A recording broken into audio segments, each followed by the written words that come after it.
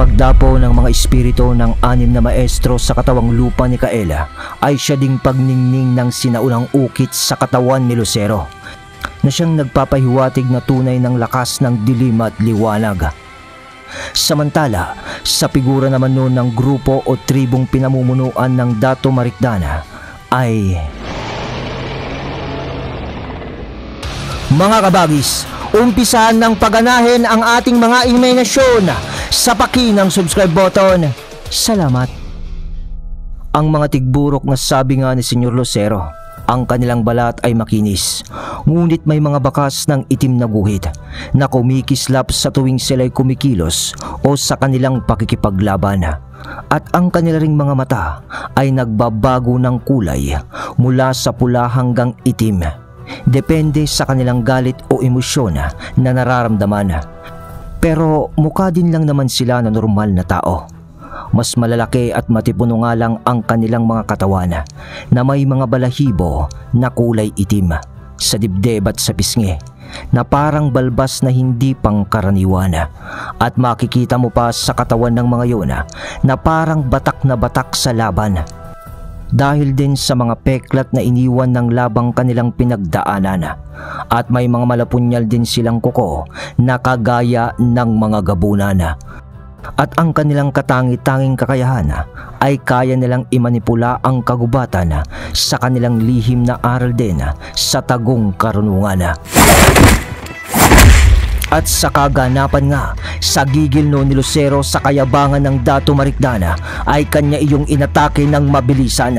Sa pagsakal ni Lucero dito ay dumausdos sila ng kahabaan ng daan. Habang sila'y nagbubunuan, nagawa ring sakalin no ni Dato Marikdan ang leeg ni Lucero. Ngunit masyadong mataas ang pride ng dalawa sa kanilang tangang lakas, dahil nagmamatigasan nun sila kung sino ang bibitaw o unang mawawalan ng hangin sa kanilang ginagawa. At kasabay ng mga kaganapan na ito ay ang pagdaan naman ng dalawang lanseta ni Ginong Pipito sa katawan ng mga tigburok. Agad na naaagnas ang katawan ng mga yun dahil sa kakaibang epekto ng talim ng kanyang terno na lanseta. At si Kael naman ng mga oras na yun ay hindi na nun nagpatumpik-tumpik pa, at hindi niya na kailangan pang magpasikat ng galaw, sapagkat sa pagsanib ng 6 na maestro sa kanyang katawan ay ang siyang pagwalot nito ng kanyang punyal sa ere. At pag-ikot nito sa ere ay humaba na ito na naging espada. At bago dumapo ang puluhan nun sa kanyang mga kamay ay bumulong siya ng Lansea, Kaelistes, Exerotura, 777 pukol mula sa simbolo ng 37 ng kabanalan, ika-4 na kakayahan, sibat ng langit, 1,000 hatol.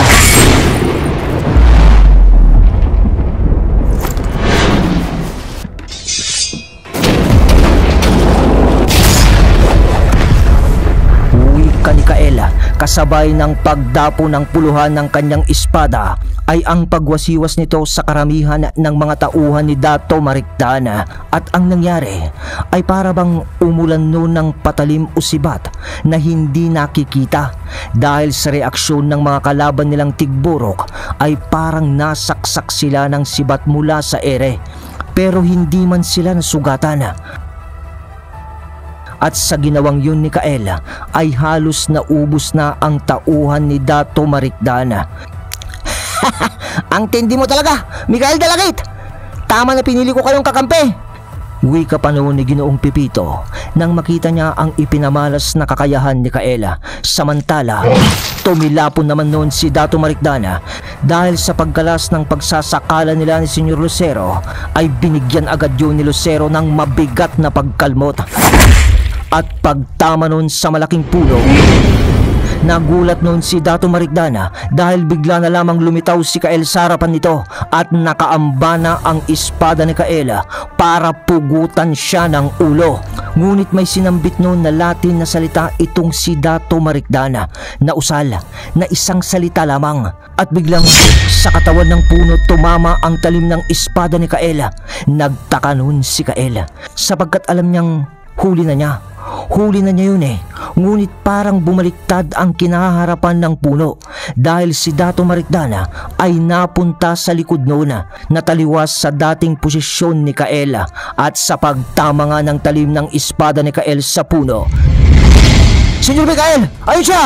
Uwi kanon ni Lucero sa pagdaan nito ng mabilis sa tabi ni Kael. Lumingon si Kael noon sa banda roon dahil sa may kakahuyan ay pagtakbo naman na ni Dato Marikdana at sumigaw pa noon si Senyor Lucero habang pahabol ito doon. Ginoong Pipito! Ginoong Pipito! Ang mga insekto mo! Pagtrabahuin mo na! Senyor! Sagot ni paring Pipits. Kaya naman doon ay sumiklab sa buong kakahuyan ang napakaraming insekto na humabol din kay Dato Marikdana.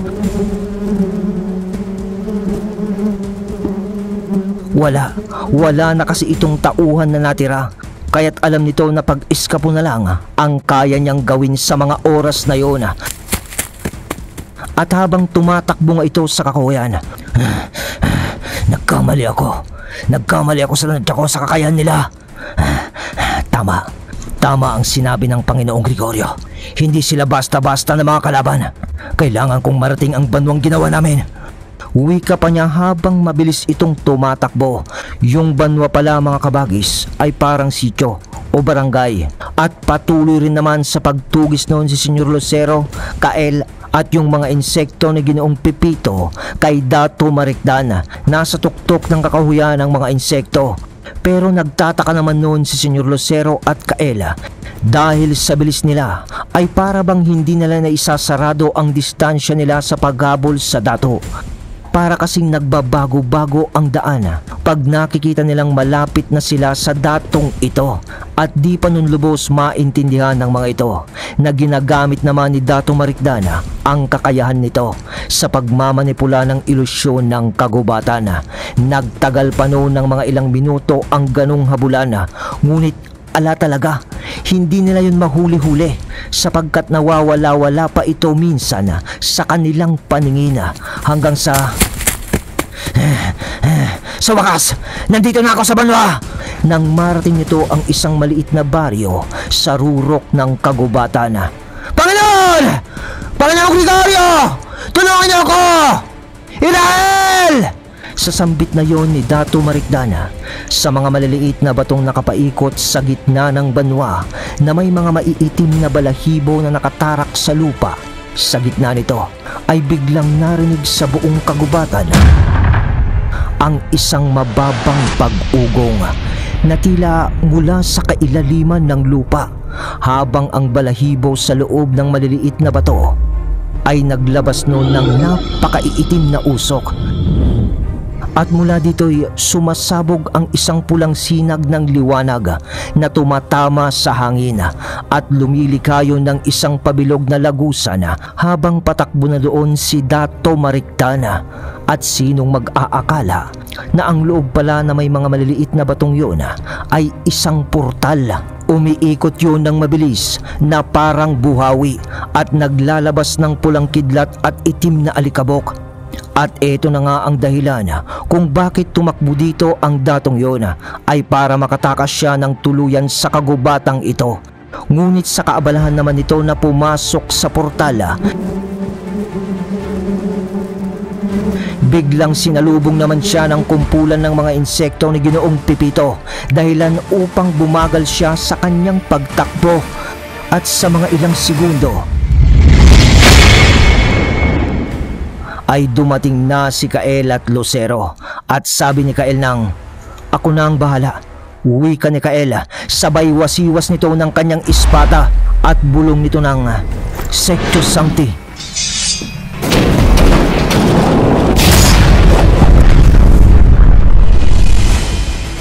Bumugsuno ng malakas na hangin na parang napakatalima, at pagtama noon kay Dato Marikdana ay binalot naman ito ng itim na usok. At maski ang mga espiritual na insekto noon ni Ginoong Pipito ay nawala sa paligid sa ginawa ni Kael. At sa mga ilang segundo lamang ay katahimikan ang bumalot sa baryo. Para bang bumagal noon ang oras. At dito Sa pagkita ng magbayaw sa paligid, sa alapaap, ay nakita nila ang paglalaglagan ng mga itim na balahibo na parang nagmula sa isang malaking pakpak ng ibon. At sa pag-zoom in ng mga mata ni Lucero ay kitang-kita pa niya sa mga naglalaglagang balahibo ang bahid ng dugo. At sa slow-mo ng mga kaganapan, nagkatinginan noon si Lucero at si Kael sapagkat biglang naramdaman nila ang presensya ng Irahel. Kaya naman naghandang muli ang magbayaw. Pumosisyon noon si Lucero ng pag-atake sa kung saan nanggagaling ang presensya ng Irahel. Inihanda naman noon ni Kael ang atake nitong 777 talim ng sibat. At sa pagsabog ng itim na usok ay lumantad nga si Gregorio sa katauhan ng Irahel sa tapat mismo ng lagusan na nabuksan, at wala na noon si Dato Marikdan. Ngunit wala nang salisalita pa. Biglang parang ibinala naman sa kanyon si Senyor Lucero sa pag-atake nito kay Gregorio. Nagkapalitan sila noon ng atake ni Gregorio paglitaw niya sa harapan nito. Ngunit nanalsik si Senyor Lucero sa huling sipa ni Gregorio. Pero nang mangyari iyon, sa pagwasiwas naman ni Kael sa di kalayuan sa kanyang espada, sibat ng langit, 777 pukol mula sa simbolo ng 37 ng kabanalan, ika-4 na kakayahan, sibat ng langit, 1,000 hatol.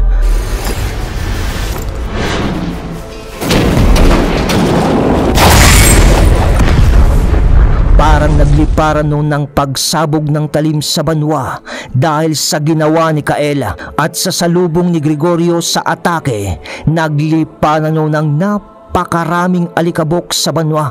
Itim at yung alikabok ng baryo, ngunit hindi pa nun kontento si Kael. Kaya naman kahit hindi mo pa masisipat ng maigi ang kapaligiran, ay tumakbo siya upang atakihing muli ang katawan ni Gregorio. At sa paglitaw ni Kael sa tabi ng portal, nagulat noon si Gregorio at nakita naman ni Kael na sumusuka na noon ng dugo ang bunganga ni Gregorio. Pati ang dibdib ni Gregorio ay parang nabutasan. Tunog pa nito, at sa pagwasiwas pa ulit ni Kael ng atake,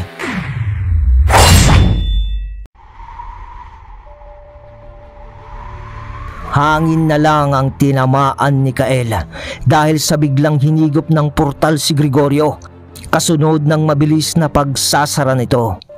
Ngunit kalmado lang naman noon si Kael at sinabing, yan na ang ikalawang kamatayan mo para sa akin.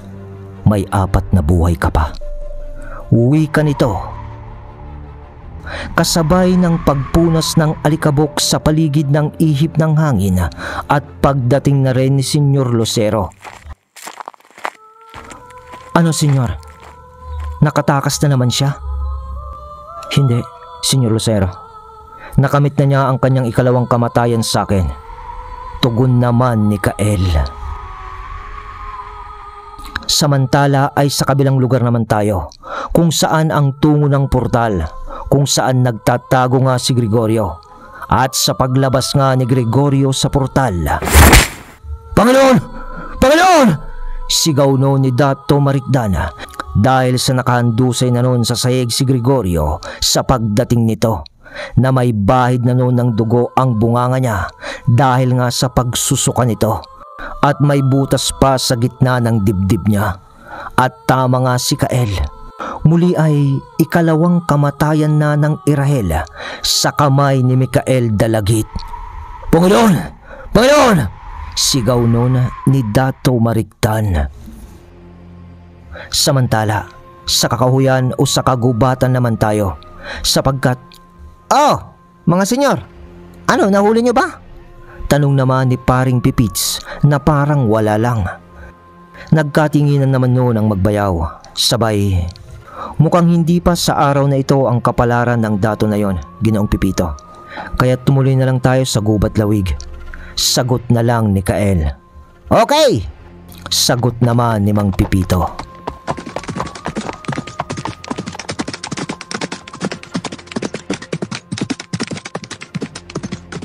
At dito na nga ay nagpatuloy na nga ang tatlo sa pagpunta nila sa Gubat Lawig. At nang pagdating nga nila sa lugar, Isagani, magandang araw. Magandang araw din ho, Senyor Lucero. Tugon ni Isagani na siyang sumalubong din sa kanila.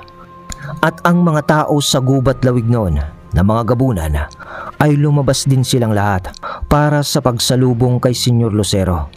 Ngunit sa ngayon ay hindi lamang yun ang rason, sapagkat nasabihan na nila noon ang mga taga doon sa mga bagay na gagawin nila kung bakit sila pumaroon. At sa gitna nga ng baryo ay wala nang inaksaya pa na oras si Kael. Inilabas noon ni Lucero ang libro na may gininto ang takip o ang libro ng kasunduan. Sabay, Laber, Lux, Divina. Pagdating o paglitaw naman ng puting libro sa pagtawag ni Kael. At nang mahawakan ni Kael ang puting libro ng mga dalagit, nagkatanguan na noon ang magbayaw at sabay nilang binuklat ang pahina ng kanilang mga libro. Gumuhit naman noon ng hugis papabilog sa lupa si Ginoong Pipito gamit ang kapiraso ng kahoy na siyang utos naman ng dalawa dahil gagawa sila noon ng maiksing ritual. At sa unang hakbanga, si Kael at Lucero ay tumayo sa magkabila ang dulo ng bilog ng guhit sa lupa at itinaas nila ang kanilang mga libro habang ang hangin ay parang huminto na tila hinihintay ang kanilang mga salita. At sa kataga ni Kael, Lux, Sancta, Repere, Animam, Abscontinam, banal na liwanag, tuklasin ang nakatagong kaluluwa. Sumunod naman si Senyor Lucero ng Obra, Pacte, Signa, Custodem, Gimae, anino ng kasunduan, markahan ng tagapag-ingat ng hiyas. Sa binigkas na salita ng dalawa, ang lupa na nasa loob ng bilog ay biglang umilaw.